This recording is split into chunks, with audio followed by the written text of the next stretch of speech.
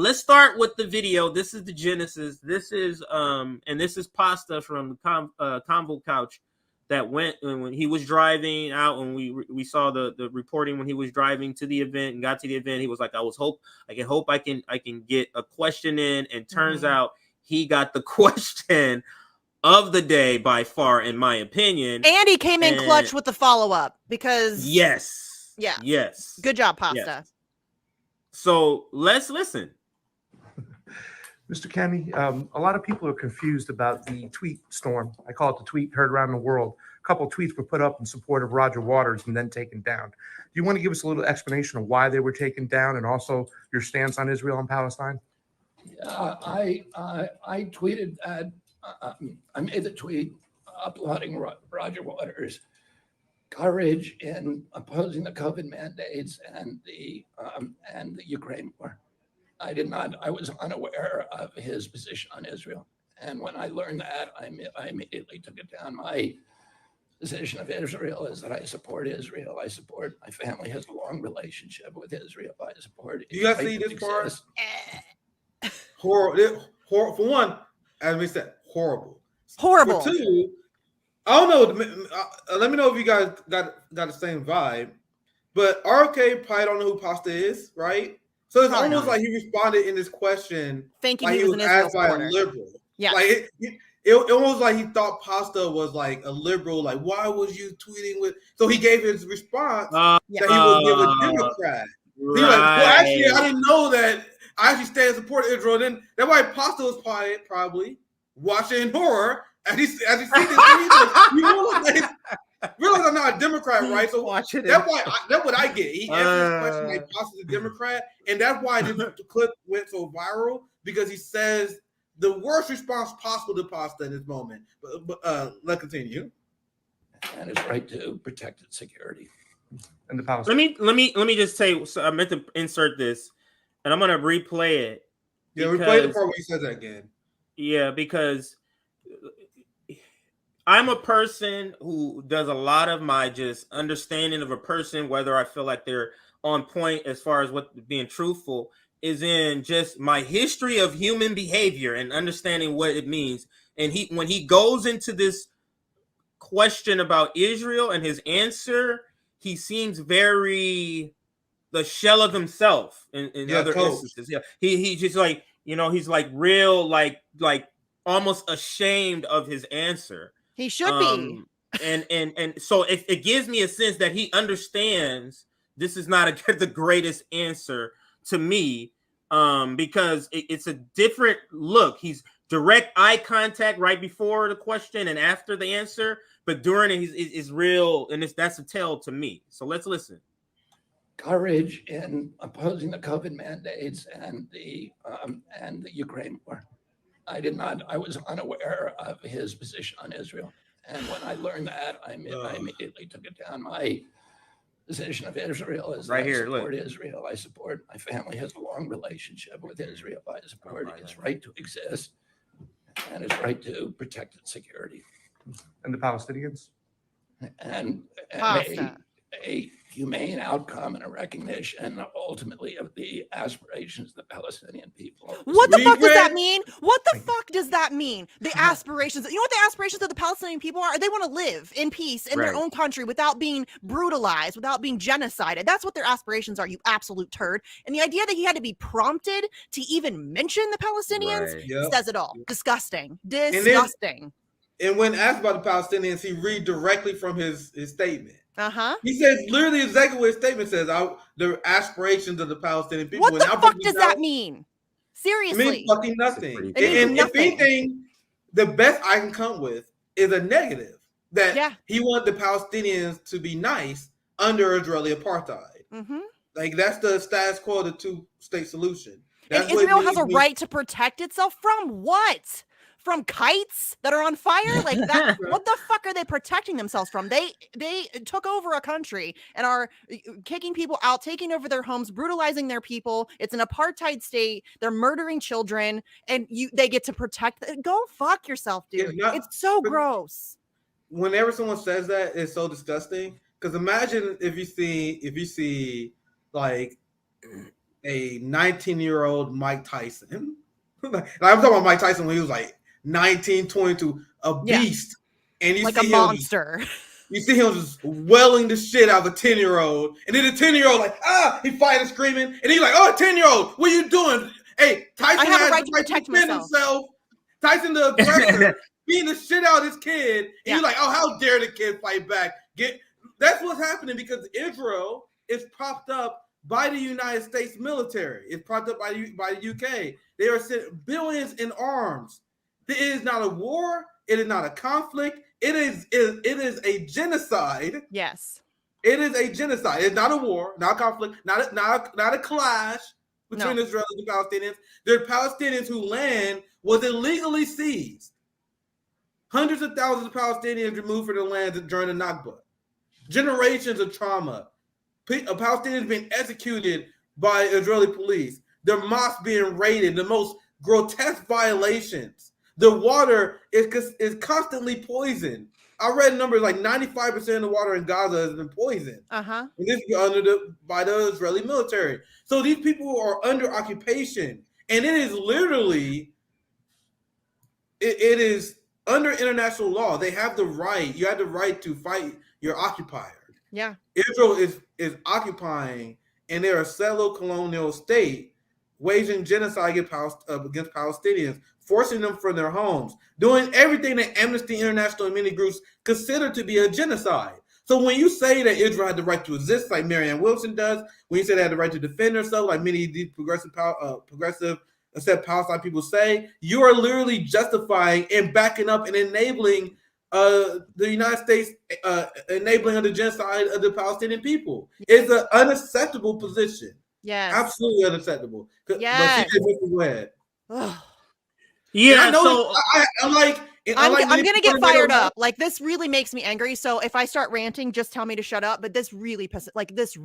No, go ahead. No, it really, like, people are making excuses for him. Like, oh, well, he has to say that. That's what you have to support Israel if you're going to run. Get fucked. You know what happens when you continue to do that? Israel gets to continue to brutalize Palestinians. The longer you make excuses for this, the longer that continues. I'm so tired of people being cowards about this issue. It is not okay. Israel hides behind claims of anti-Semitism. Anytime you want to criticize them, you want to come and call me an anti-Semite, fine. I don't give a fuck. I'm not going to be silent on this issue. And this cowardice is exactly why Israel continues to get away with this shit. Period. Stop making excuses for this shit. So gross. I learned from Bernie in the squad not to overlook red flags. Yeah. Now it's not just one issue; it's a red flag.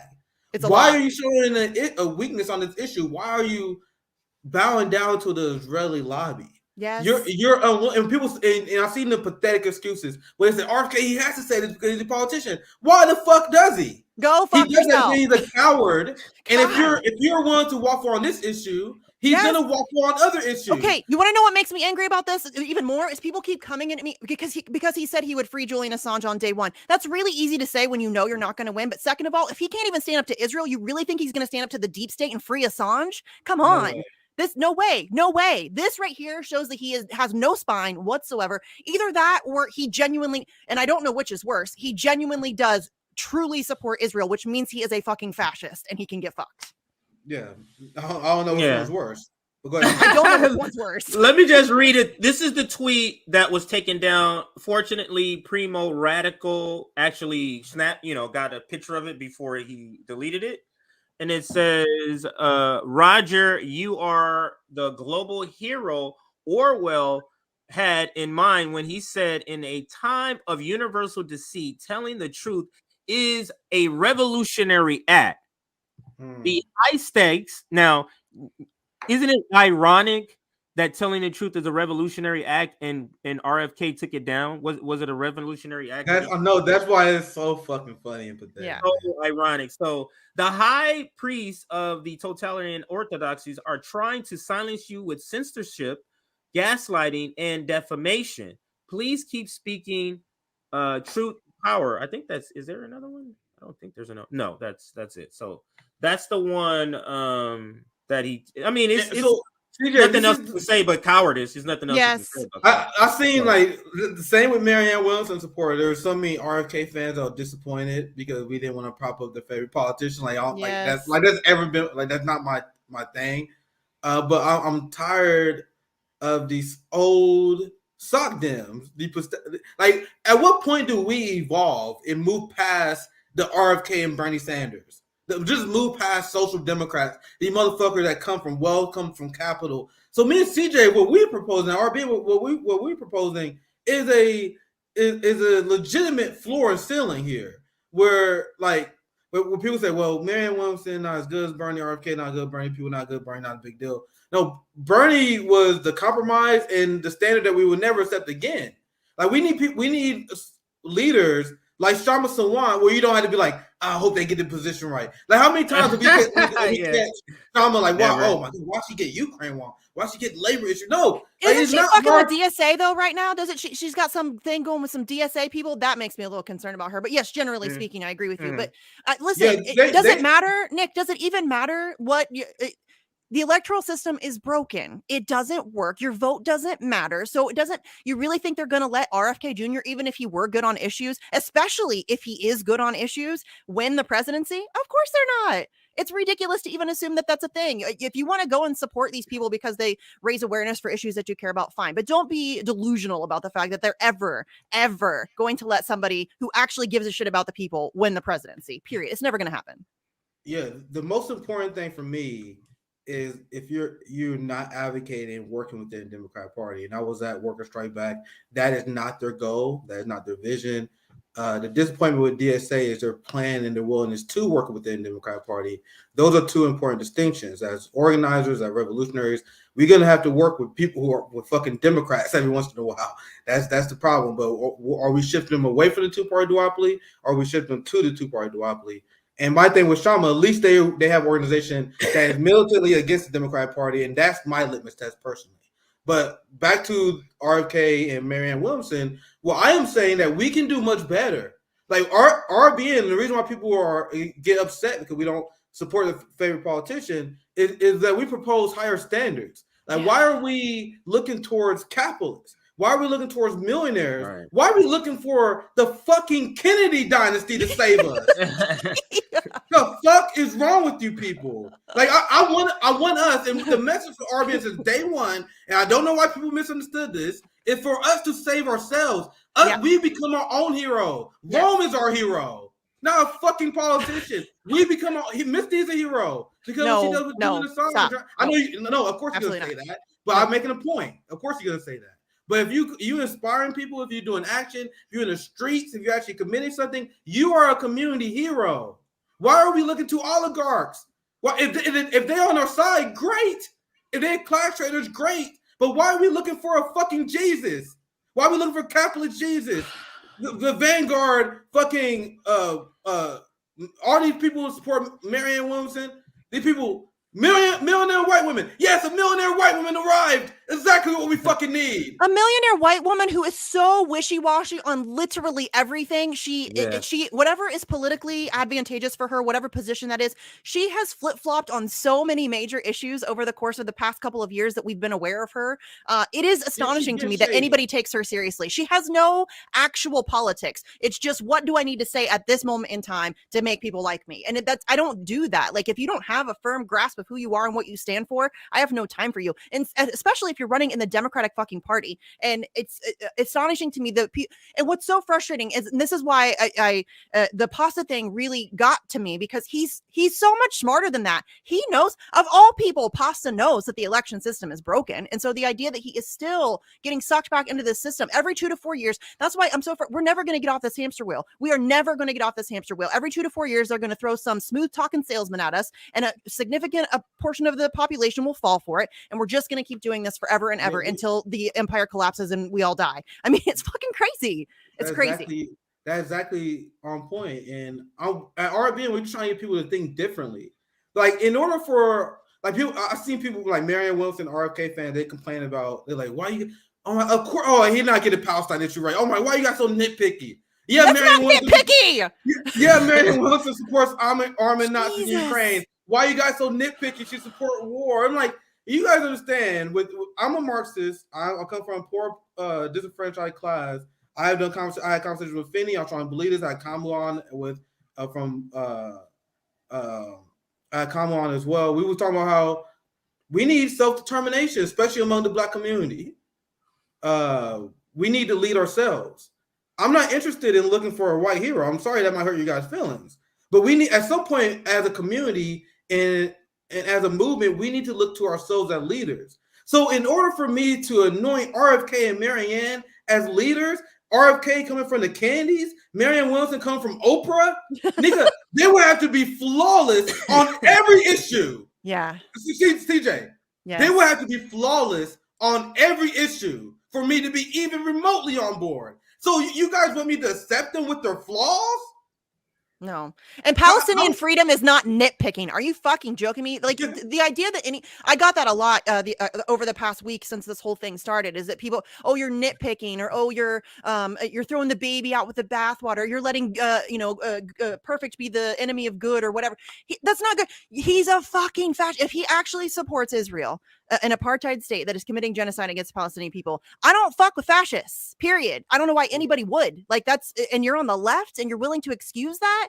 It's just and it's not, like Nick said earlier, it's not the only red flag. Dude has decades of first of all, he's a Kennedy. Second of all, he's running in the Democratic Party. Third of all, he has a decades-long history of being friends with, endorsing, supporting, stumping for, making campaign videos for the absolute worst of the worst of shit lips. Hillary Clinton, Gavin Newsom, you name it. John Kerry, he praised John McCain after he died of some bastion of decency or whatever, like AOC did. And y'all are willing to just let all of that stuff slide because he says some good things about some pet issue that you have. Like, frankly, it's offensive to me when people come at me with the Assange thing, because I am not that vapid. I am not that single-minded that I am. They did that with us in reparations with Marianne Williamson. Palestinian lives are not collateral for Assange. That's not a deal I'm willing to make. And I don't think Assange would either, frankly. So don't come to me with that bullshit. It's garbage. I'm over it.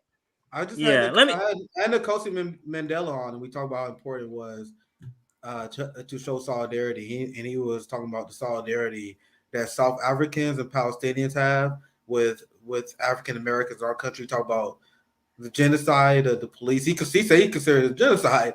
Like, so, and Palestinians speak about it as well with George Floyd and their morals. There have been decades of a tradition from the Black Panthers, who was staunch Palestinian activists as well, of Afro-Americans, South Africans, Afro-Brazilians. You have Lula in Brazil and his constituency that stand for Palestinians. So you guys are asking us to break that chain? For what? We breaking that chain for Marianne? So according to RFK people, I'm supposed to betray Nkosi Mandela and the solidarity that he came on our show, doing a tour about the Nakba for standing for Palestinian people. He does so the same way that Nelson Mandela did, right? So we're not going to break that chain for ambitious sock dems who want to sell a book later. Yes. Does it serve my interest? I'm sorry, but CJ, you can continue.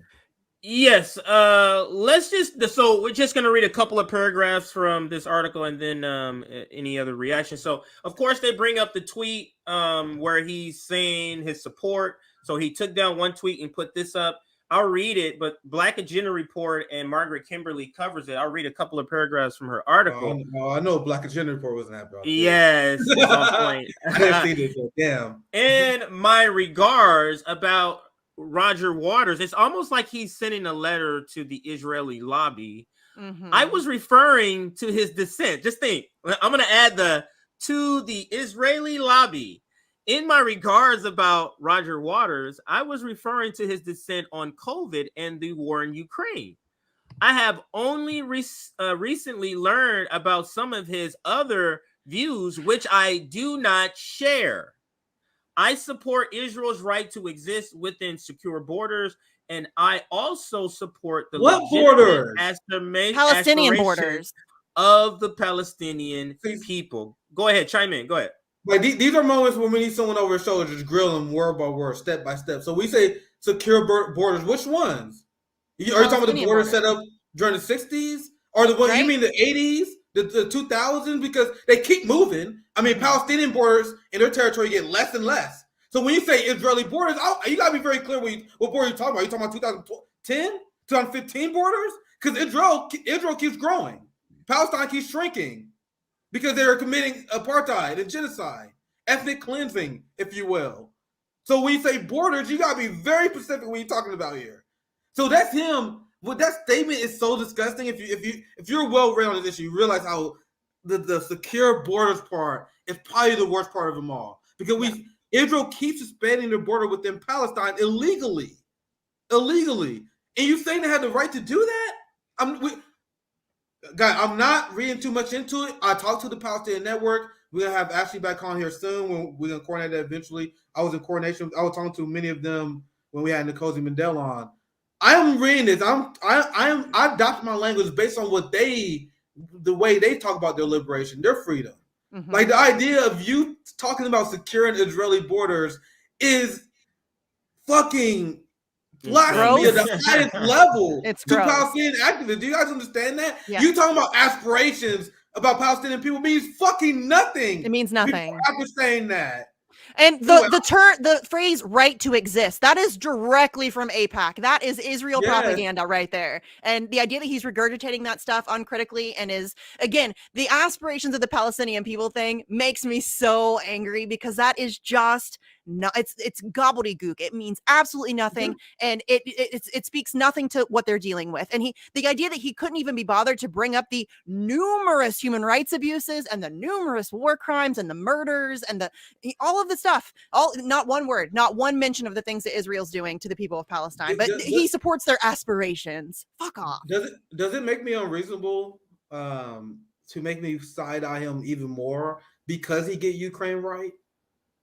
I see some people say, well, at least he get Ukraine right. No, wait, hold up. So the fact that he got Ukraine right is, I know you see through empire propaganda. I know if you get that right, and I see him call out China aggression as well, which I was impressed by. Like, if you see through this shit, you tell me you don't see through Zionism. This is why I said this kind of made me side him more. And let me know if that's unreasonable. No, I'm saying that because if you're smart enough to see through it and you still support apartheid, I'm like, whoa, you making calculations, son. You doing something in your head and you performing in front of people. You're not actually being yourself, which made me believe you're gonna do that on other issues. For sure. That's a sign of things to come. Like, that's how my mind thinks. That's why I'm very, like, I've been burned too many times between when I was a young, dumb teenager with Obama to more recently a few years ago with Bernie Sanders. Like, I got a lot of trauma. Like, there's a lot of things that trigger me with leaders now. Like, when I see this stuff, I'm like, okay, Bernie again. Oh, shit, Obama again. Mm-hmm. Go ahead, Steve. I know you want to let me add a couple of things here. One, this has been carefully crafted. The words are surgically placed. This word here, legitimate. Think about that. This is legitimate, meaning I support their right to exist, and I support Palestinians if it's legitimate. That's sort of applied to all oppressed people. Yep. Not just you just being mad. You know what I'm saying? You have to be something legitimate that you're bringing up. So great point. The other thing I wanted to bring up is, let me read it and let's apply United States, the Atlantic slave trade. In that context, I support a slave owner's right to own a slave. And I also support the legitimate aspirations of slaves to be free. What? You support the legit? You see how you're downplaying and you're minimizing what the oppressed person wants? And that's a general aspiration. But you support the concrete thing that's oppressing people. Yep. He's making a choice between oppression and not oppressed people. That's what he's doing here. And it's a conscious choice that all of these sort of sock dems are making. But this is a conscious choice. So when you think back, when you ask yourself, I wonder during 1800s and slavery in the United States, I don't know how some white people just sat back and really? We're seeing it right now. We're seeing it right now. We're seeing it right now. On multiple fronts. It's not just now. the one. It's Ukraine. It's Israel, Palestine. It's what's happening in Somalia. It's what's happening in Syria. It's happening all over the place. We are the bad guys in almost every single, probably all of those situations. And there's a whole lot of people who are not only not saying anything, but are actively supportive of it. That's what's most disgusting to me. Let me just read. It's just a couple of paragraphs that she breaks this down. And I love how she inserts this in historical point in the beginning. In 2015, Black Agenda Report co-founder Bruce Dixon coined the term sheepdog to describe the role that Bernie Sanders would play in the 2016 presidential campaign. Dixon was 100% right. Absolutely on point. I love Bruce. But Dixon precisely said, quote, Bernie's job is to warm up the crowd for Hillary, herding activist energy and the disaffected left back to the Democratic fold one more time. Now, what energy do we have to have one candidate? And you mentioned why. Now I'm starting to think his stance on Ukraine too is a joke. Mm-hmm. What energy do we still need to get? The energy that's anti-war. You got to have one candidate for that, right? Yep. In the Democratic Party, and isn't that what he's playing? But let's continue. Herding activist energy and disaffected left back into the Democratic fold one more time. Bernie aims to tie up activist energy and resources to the summer of 2016, when the only remaining choice will be the usual lesser of two evils, end quote. The word stuck, and since that time, the question is rightfully asked whether a particular Democratic challenger is serious about getting the nomination or is merely a sheepdog who will herd supporters back into the hands of their party's oligarchy. And that's the question. I love how she inserts that first. Like, is this legit? It's always a question. And we are always faced with this on the left, with any candidate at any level. Is this just a sheepdogger, and it's particularly at the presidential, or is this a legitimate person? Now, in 2016, people thought that was a legitimate person. That's why people gravitated to the Bernie Sanders and the Bernie Sanders campaign. But let me read on and how she applies it to the RFK now. The question arises again now that RFK has announced his presidential campaign. Kennedy obviously has the advantage of name recognition, and he isn't shy about making frequent references to my uncle and my father. Yet he is attractive to leftists in the party because he is willing to take positions in opposition to its established orthodoxy. He does make the obligatory reference to Russia's brutal invasion of Ukraine, but he also points out what not one in the Democratic Party will say, that the war was provoked by U.S. actions and the billions of dollars in allocation to the Ukrainian government, quote, money laundering operation for the military industrial complex. And I'm going to stop here before she gets into the critique, and to point out this is the reason why people like RFK. But Nick, the point that you make, Nick, and I want you to chime in here, the point that you make about now you're starting to think, because if we were to answer the question she asked first, and we'll have you chime in also, Misty, which is this legitimate or is this just a sheepdogger? If it's a sheepdogger, Nick and Misty, wouldn't he just purposely have these far left stances to grab those people? How else? What other bait are you going to grab to use to grab those very far left people as you can get, and to bring them back into the fold? What say both of you on that point? I'm a cynic, so I say he's a sheepdog, but that's just me. My position, I think they're both trying to sell books. Yes. If you I've been calling it the book sales campaign. That's what it is. Dude, there are times where RFK spitting, but he'll plug his book a few times. Yeah. Like, these motherfuckers are running to sell books, man. Why do you guys think they're not trying to upset the establishment too much? Yeah. He still called Joe Biden his friend. He's still a Zionist. Like, if you're going to run a campaign, you're going to do create a movement that will lead to some sort of revolution, right? You know you're not going to be a friend. You know you're not going to have any book deals, book deals coming up soon. So that's why you make sure you craft a lane for yourself.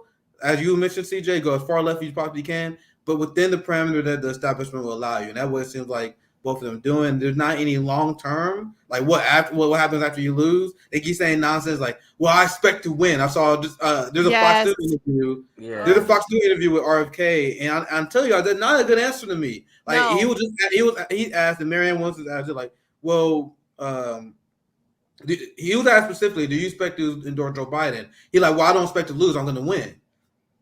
He's like, lying. what is the He's long lying. term? Like, that's not like you. Do you really believe that? Do you have any plan afterward? That shows that they just planning their this.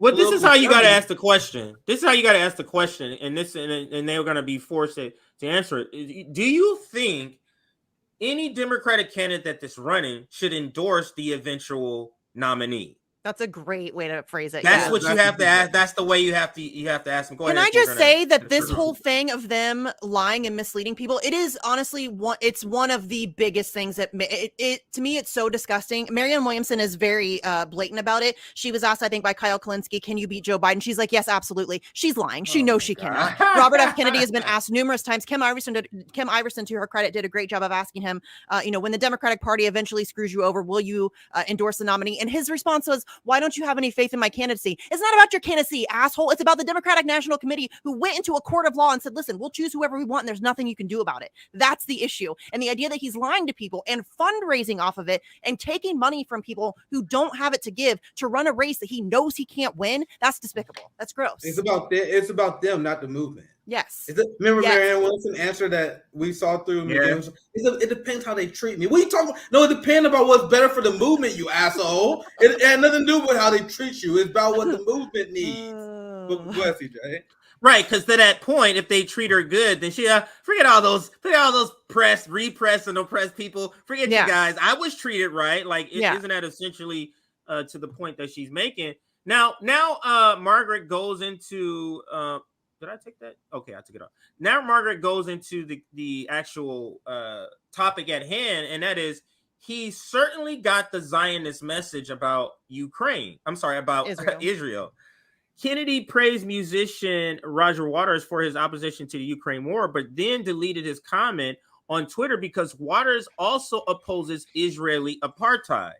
For good measure, he added meaningless blather about the, quote, so she points out the same thing, aspirations of the Palestinian people, which is just a bizarre way to be like, I'm for whatever that means. What does that mean? CJ, go ahead. CJ has a purpose. It's just really dumb social democrats. Like, I see it all the time. Remember when people were like, what do you mean Marianne Williamson's a Zionist? People ask us that question all the time. What do you mean? Oh my God. She said she supports the aspirations of the Palestinian people. Like, I see this all the time. I know you more offline than I am. Yeah. But this language actually does serve a purpose. Like, we see through it. Black Agenda Report see through it. But then Sam Cedar, Vanguard, dumb left, be like, oh, she actually good on Palestinian issues. You don't get to both sides of genocide, assholes. You don't get to do that. Remember, we was on Bad Faith, and Bree was like, wait, what do you mean her position on Israel? It's because Marianne will say the fluff word, and Bree and other people will fall for it. Yeah. She supports the Iron Dome. She's against BDS. She supports the two-state. What do they think a Zionist is? I don't. So I'm confused now. Like, what exactly do you think a Zionist? Like a Zionist? Do you not understand? Like the application of a Zionist almost. I mean, it has something to do with the Palestinian people. But that's not part. The definition of the person being a Zionist is what you think Israel should be doing. And if you're saying Israel should be part of that is the Zionist part. Them saying I like the Palestinian people doesn't make them not Zionist. You know what I'm saying? It's a nationalist movement. They all freak out about white nationalists. It's a nationalist movement. It's fascist. It's what it is. It's what it is. Just call it what the fuck it is. And the reason why, like I said earlier, the reason why this continues is because people are afraid. They're so scared of being labeled an anti-Semite. Oh, I'm not anti-Semitic. Who gives a fuck? Call me what you want. I don't care. I'm not going to be quiet about it. I'm not. That shit doesn't work. And do you guys know what a Zionist is? Just like Misty said, it's a nationalist. These are people who support the Israeli settler colonial project. No, that's what for real. A Zionist is someone who just supports the Israeli project. They believe that Jews have the right to have their homeland. Now, people, whenever we call Marianne a Zionist, we call people Zionists, people think it's a slur. Zionist is not meant to be a slur. Zionist became a slur because that's how bad the Zionist movement is. Yeah. Being a Zionist is no different than being like, oh, I'm a liberal. Oh, I'm a conservative. Right. They But call Zionism themselves that. They call Yeah. themselves that. You get what I'm saying? It's now- literally just a definition. It's like being a membership of something, like you're saying, to your point, Nick. Go ahead. And Marianne Williamson and Bernie is smart because they know, like you guys know how like the Gen X liberal, they start calling themselves liberal instead of socialist because it make them look bad, right? Because that when socialists got a toxic term during the Reagan years, so they're like, oh, actually, I'm a liberal now. I'm not a socialist or anything like that. I'm a social democrat. That's the same with Zionism, where more politically savvy people like Bernie and Marianne, who are Zionists, literally by definition are Zionists, them and their supporter will object to you using that term on them. But as you said, CJ, what do they think being a Zionist entails? Guys, it's literally that simple. but literally describing, supporting the settler colonial project is just inherently a slur because it's an indefensible position. Yes. It's that's why I can just say, oh, you're a Zionist, and then it's over for you. Like, it shouldn't be that way based on what you guys believe, but no one buys your bullshit. So just calling you a Zionist. Go ahead, CJ. Is an appropriate backup question or follow-up question could be when you say, I support, secure borders and to be the right to exist. What if I said, okay, we have this land over here next to Turkey. It's wide open. It's for sale. We'll give it to you guys. Y'all can move all over. Like, what would their response be? No, it has to be right here. Yes. Like, that doesn't make any. You're saying because they omit words that doesn't define this secure border to mean specifically at the land on the lands of Palestine. They just say, oh, wherever they just happen to be here. That's all. So they want to be secure here. No, it's you know what I mean? Like, so the point is specifically where they are now, not anywhere else. And I think I've yet to see anybody follow up with any left Zionists with that. Like, what if we give them an area over here? Would that be okay? I'm not sure they would even know how to answer that. How much of a Zionist, they don't understand what it means. I'm not sure how they would answer it. So, because they think that they're entitled to that specific land, that they're the chosen people for that specific. It's holy land for them. This is about the religious beliefs and all of that stuff. Which another important point that I have to make is the scourge of pacifism among social democrats and democratic socialists. I was just reading.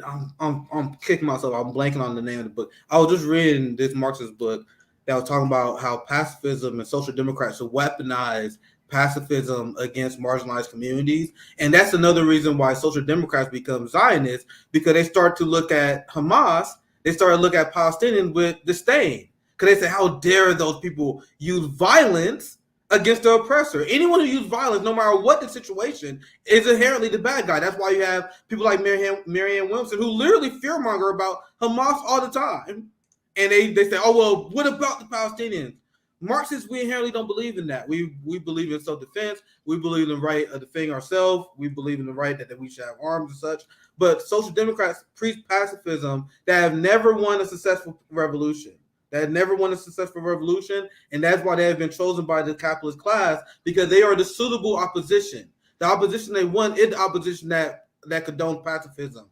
If you guys remember, on the first panel we had in Palestinian Community Network, the Palestinian Community Network expressed frustrations with moderates in the Palestinian community that always condemn, like all groups, just like the civil rights movement. There was the black moderates that fight against them. The Palestinian moderates are, oh my God, we just sit here and accept it, right? But that is always in the benefit of the oppressor, and that what MLK actually learned later is what they don't tell you. That's what they don't tell you guys. He said he later regretted his pacifism approach, and he agreed more with MLK. Yep. Anyway, I spare you guys. I can run on that all day. Yeah, I got that book I was reading. I got recommended. It's a breakdown of pacifism and how the ruling class weaponizes it. It's something I've been reading recently. It's a great write. I gotta share it one day. But anyway, go ahead, CJ. Yeah, so let me just read to add. To the reason why we decided to add Marianne Williamson to the segment and have this be about both. I didn't even see this. Bree's got me blocked. Yeah, so I didn't see this either. Oh, Oh, I did not know that. I Yeah. did not know that. Yeah. Wow, that's Yeah. unfortunate. She blocked me That's because and listen, guys, you guys didn't know know I that. go pretty hard. I was super nice about Yeah, I it, saw. and You I was nice. just very softly questioned the logic behind having Vaush, who called her subhuman, on her show for 3 hours, and I got blocked. So And I think it's weird. I think it's weird that Bree finds Vosh acceptable, even though Vosh called her subhuman, but Misty gave her a mild criticism, but she blocks her. Very mild. I can, It was and so I called nice. out in the thread. I Yeah. can't help but notice the class loyalty in that, Bree. Yeah. So Vosh calls you a subhuman fascist, but you have him on your show. For But 3 Misty gives you a hours. mild critique, and Yeah. you block her. Yeah. What's up with those standards? It doesn't make sense to me. Anyway, we can move on. If I would have known that, I wouldn't have brought the tweet up to trigger you. No, it's fine. I didn't get to Misty. see it, Yeah. so I'm glad I can see it now. But even Bree's part is not necessarily the point we can talk about, because it is an interesting point that she makes here. But this is the second point that she's making in the tweet. But I wanted to zoom in, and it's small, so I'll read it. What Marianne Williamson says here. So let's read it in sort of order. Bree says, and Marianne is objectively better than RFK Jr. on a variety of issues. Medicare for all is a big one for me, and that's the one that everybody points to. For instance, is what she uses. People will vote according to their priorities, but on this issue, it's a wash. So Bree is saying it's a wash, and that was the point to her first tweet, and I'll show that if needed. The initial tweet, because she quote tweets the video we played about RFK, and she says this is essentially the same thing that Marianne Williamson says, and why is he getting a pass? I didn't know he was getting a pass. I thought he was getting roasted, but I guess she felt like he was getting a pass. This person says both are clearly limited hangouts. Look at how quickly people fold back into the machine. It has obviously worked, but each to their own. But Marianne Williamson disagrees, even with Bree. She says, no, it is not the same. She's speaking to Bree. If you notice, Bree's the first one here. Anyone who thinks that his thoughts expressed there about Israel are the same as mine does not know my position on Israel. Now, we have video, but this is what she says. Now, I guess I can go to the thread and see if she said even more. I can go to the thread and see if she said any more. But what are your thoughts on that part while I look for the other part? She's full of shit. That is her position. I've seen her talk about it. It is basically her position. And just like RFK, talk about this. Go ahead. RFK and Marianne Williamson have something in common. They delete their tweets so they can change their positions. Yes, I told you. Maybe she did flip-flop, CJ. Like I said earlier, she flip-flops all the time. Maybe she did amend her position on Israel-Palestine, because she does that a lot. So it's possible. We caught her deleting tweets. I even sent Bree the evidence. I sent her the evidence because I remember one tweet I called her out on. I searched my tweet and I saw her she deleted it. She spoke out against BDS. Like, she's literally on her show. Yeah, she said it. That's what I was saying. It's a video of it. It's a video of her talking about this. She endorsed the two-state solution on my show and then called me a mansplainer when I explained why having a one state with equal rights under law is a much better position. Like, and it's like, I think you're kind of actually mansplaining here. Like, no, your position on Israel, you had tried to make murky and confusing, but we are well read enough on this issue to know exactly where you stand. Yeah. We've seen the statements to know exactly where you stand. There's not much difference between you and RFK on this issue. No. So here is the tweet. I found the tweet. Here is the tweet with Bree, or the initial tweet, so you can see what she initially said. And here is what she said. So this is what Marianne Williamson was responding to. Was this when she said no, this is not the same. So Bree says, I'm sorry. So this is Bree's tweet. RFK, quote, when I learned Roger Waters' position on Israel, I took the tweet down. My position on Israel is that I support Israel. My family has a long relationship with Israel. I support its right to exist and its right to protect its security. End quote. Reporter, and the Palestinians, RFK, and a humane outcome and recognition of ultimately the aspirations of the Palestinians, people in is important for everybody, end quote. So Bree goes on to say, somebody has another tweet. Somebody has me blocked there. It's very similar, if not identical, to Marianne Williamson's response. That's why response. Marianne got mad. Right. She like, don't ever compare me to RFK, motherfucker. Remember, we know Marianne Williamson got temper issues. Yeah, she does. So she says it's very similar, if not identical. So Bree wasn't even like, it's similar, like it's if not identical to Marianne Williamson's response, which I disagree with, but people seem to be holding RFK Jr. to a different standard. Well, I didn't see that because I thought he was. If she didn't have me blocked, she would know that I roasted RFK Jr. She would. He didn't get a pass, homegirl. No pass given. Well, Primo said RFK is objectively better than Marianne on various issues. Yep. But yeah, they equally suck on this. And then that's why she said, okay, that makes more sense now. I see it in order. Right. Now you see the backstory to it. And let's just see if Marianne Williamson responded, because that's the whole reason I came here, is that we wanted to see if she went to, to explain more. And here's her tweet here. So, and also, I feel like this response, and another reason why this is confusing, because I feel like this response should have been to Bree's other tweet. You know what I mean? Like, go to Bree's tweet. Go up. Okay. Wait. Oh, sorry. My bad. Like, this one or the first one? This one. She should post that one first, where she said that RFK and Marianne had the same. That's why it's confusing. Because why the fuck you respond to this one, Marianne? Anyway, we can continue. Yeah, she should have, because the reason I think she does, because this language here. Objectively, or she says that's why it doesn't make sense. That's why it didn't make sense for Marianne to be going after Bree when Bree literally complimented her in the beginning. But it's like Marianne was still mad that even though Bree gave her a compliment, Marianne is so petty. She's still mad that Bree had the audacity to even compare her to RFK. Who, if you want, it would be different if they weren't similar, but they are. My suggestion to Marianne Williamson and her staff, the few that's left over, she had a lot of staff. The staff that's left over, I would suggest that you guys debate RFK. I suggested on her timeline. I said to me, people support me. Why don't she do it? But if you want to really highlight the differences between you and RFK, as you want to do on the Twitter timeline, why won't you debate them? I want to see you guys debate Israel and Palestine. See how much different. That would be a word salad bullshit debate. Yeah. Somebody in the chat. Somebody in the chat just said Marianne Williamson didn't even support Medicare for all at first. Yeah, that's what I'm saying. Yeah. She also didn't support Assange either. She went on Jimmy Dore's show and he made fun of her and she changed her position. That's what she does. She has no core politics. She has no core positions. She just floats through the wind, and whenever she needs to shift, she does. She is not a serious person at all. Like a politician.